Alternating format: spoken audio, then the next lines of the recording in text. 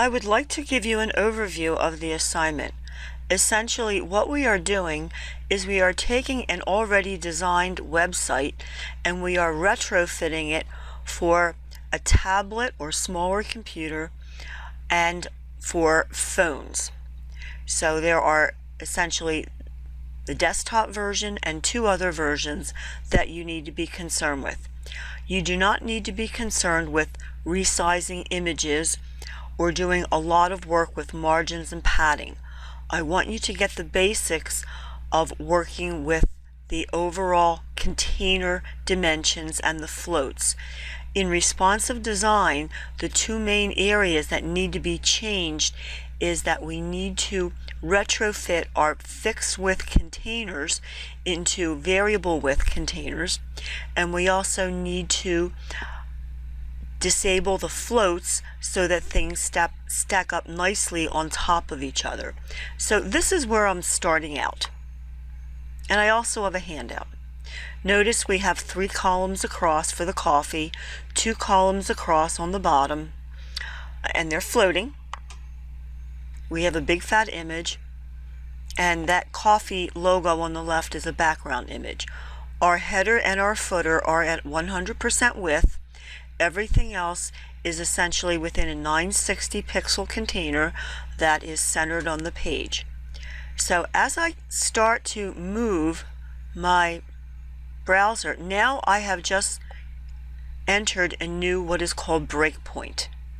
Notice the layout changed. I still have my background image logo. That coffee logo on the left is a background image. However, that big image in the middle has disappeared. Now, as I start getting smaller, notice the text will start to wrap. However, the relationship is still the same. So what we've done, we've changed from our fixed width to percents.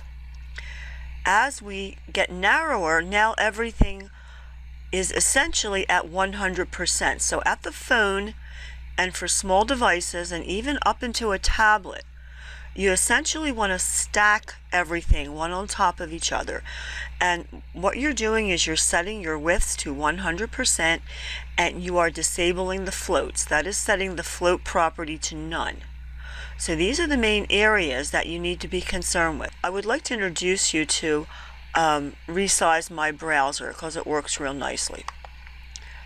So here I am opening up resize my browser. Resize my browser. It's one URL. And on the left hand side on my desktop, and you really can't, there it is on my desktop, and I'm going to move this over. I am opening my folders because I need to get my file here. Alright, so here's resize my browser. Now supposing I want to see how well it looks in my 320 by 480. I will click that on. Notice it's going to open into a new screen. What I need to do at this point, I need to drag that file in. So I'm on the right, I'm dragging my file in, and there we are. And that's the wrong file. I need to drag the right file in. There we are. Okay. Now notice, this is a good way of testing. However, you can also use the browser tools. And of course, if I move it around, it's going to change. Alright, now I'm going to click my left arrow back. I have to do it twice now. Back into resize my browser. And if I scroll down it can show you where you are. Now I'm going to click for 640. Here again, let me move into my viewing area. I need to drag the file in. And now I can test at this resolution. There we go. Looks nice. Alright, now I'm going to hit the back button. And this is what I want to show you how to do this. Once you open up the first pop-up window in resize my browser, you can work in there. However, you need to go back. And now I'm going to click, say, 960. Now this is 960. See, notice it says it 960. So I'm going to drag in my file, and now we're at a higher the tablet breakpoint. Notice things look a little different. And ultimately, if I went to a higher, and let me move this in, and I pull this in, Well, one more over. There you go. One more pixel over and we're back into our desktop view. Okay, another thing I would like to point out. A good way, before you start working with your media queries, just to test that you've gotten there, and I do this with a lot of things that I'm testing with. Open up your editor, and in that breakpoint, notice I have the solution right here. Alright, so I'm going to put this for my smaller devices. To the body tag, I'm going to set the background color to aqua.